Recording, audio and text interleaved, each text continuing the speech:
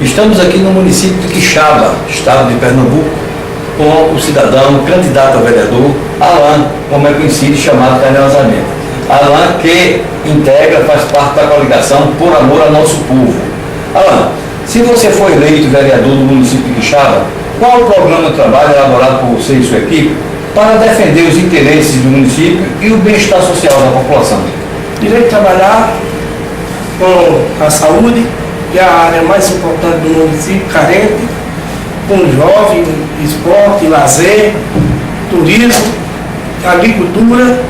Você que é um conhecedor, né, um filho da cidade, conhece os problemas que envolvem o município de Quixaba, qual o seu pedido, você aproveitando aqui o espaço da imprensa aqui presente, que pedido você faria, uma reivindicação ao governador Eduardo Campos, para que ele libere mais recursos, para que ele traga mais ações do governo do estado para o Quixaba?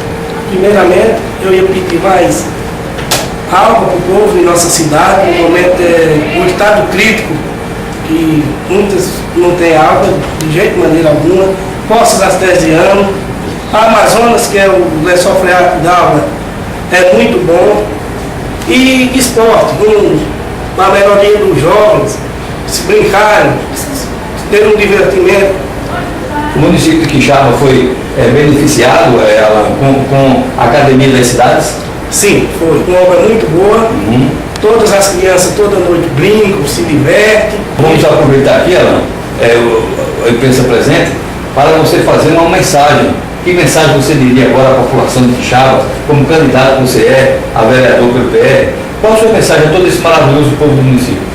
Eu, sendo eleito, irei dar o máximo do meu suor para que a população do distrito de Quixaba tenha mais tudo: a alegria, crescimento, desenvolvimento, na área da saúde, a educação, o lazer.